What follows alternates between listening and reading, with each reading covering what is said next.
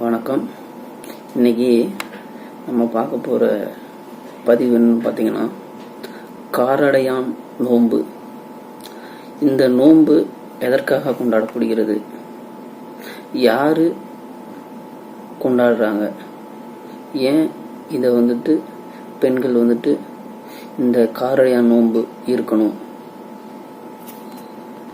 அப்புறம் சாவித்திரி விரதம், கௌரி விரதம், காமாட்சி விரதம், அப்புறம் மாங்கல்ய நோன்பு, இதில் பற்றி இன்னைக்கு நம்ம இந்த பதிவில் பார்ப்போம்.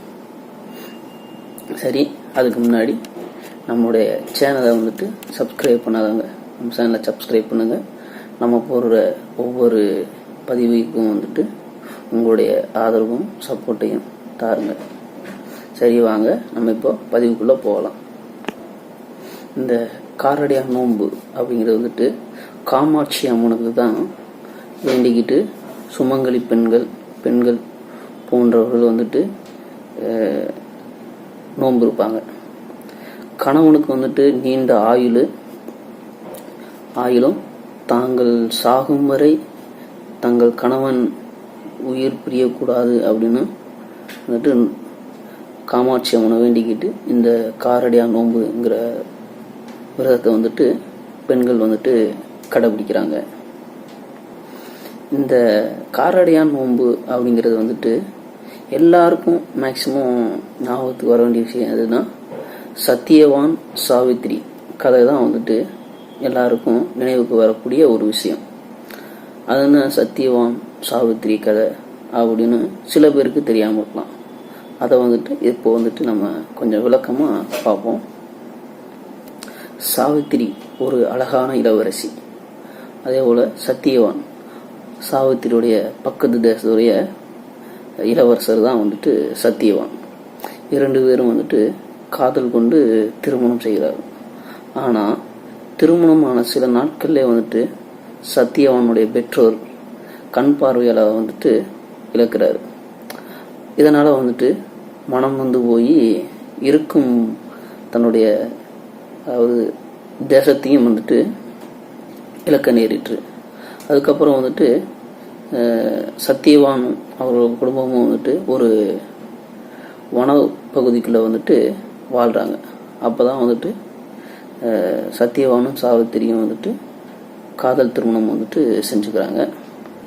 இந்த விதி விளையாடியது போலதான் சத்தியவான் அவருடைய உயிரும் சீக்கிரம் பிரிய போகுது அப்படிங்கிற விஷயம் சாவித்திரிக்கும் தெரிஞ்சிருது. அதனால சாவித்திரி காமாட்சி அம்மனுக்கு இந்த காரடையான் நோன்பு இருக்கிறாங்க. அப்படிங்கிற சத்தியவானுடைய உயிர் பிரியும் பொழுது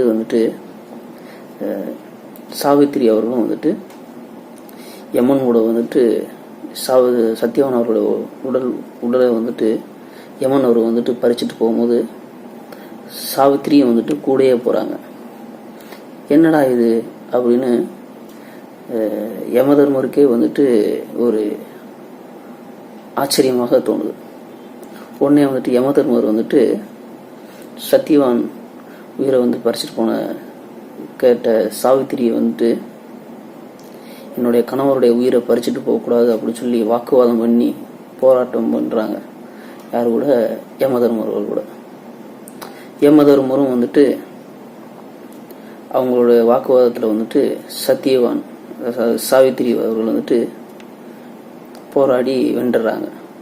உடனே சத்தியவான் அவர்களுக்கும் மீண்டும் உயிர் கிடைச்சிருது.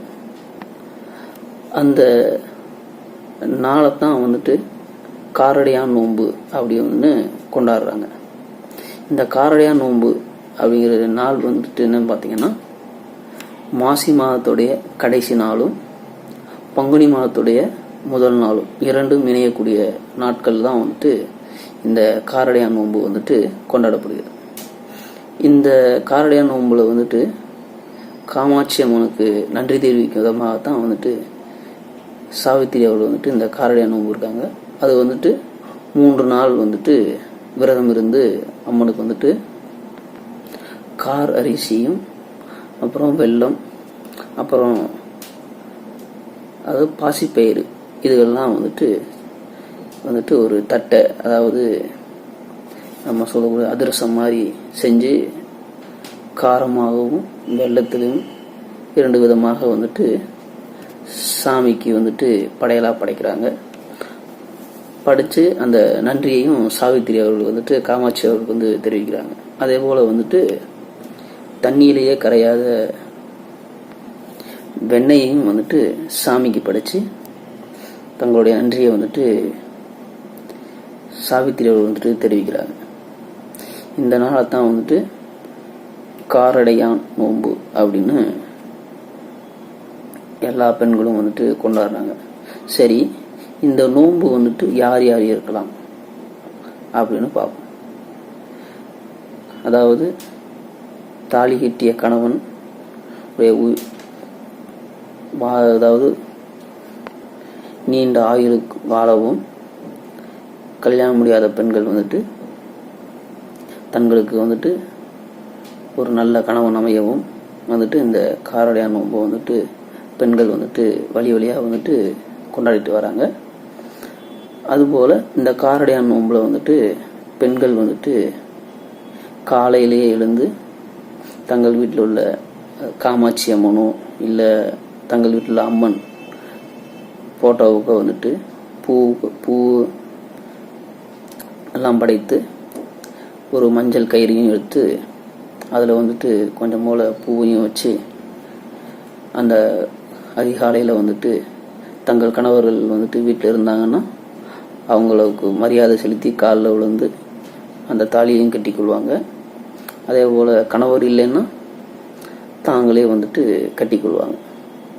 இப்படி இந்த காரடையான் நோன்பு வந்துட்டு கொண்டாடுறதுனால தங்களுடைய கணவனுடைய ஆயுள் காலம் வந்துட்டு அதிகரிக்கும் அப்படிங்கிற நம்பிக்கையுடன் வந்துட்டு நம்ம இந்து மக்கள் அனைவரும் வந்துட்டு கொண்டாடக்கூடிய நாள் தான் இந்த காரடையான் நோன்பு. இந்த பதிவை வந்துட்டு உங்கள்கிட்ட வந்துட்டு பகிர்ந்து கொண்டதில் வந்துட்டு மிகவும் நன்றி, சந்தோஷப்படுகிறேன். நன்றி, வணக்கம்.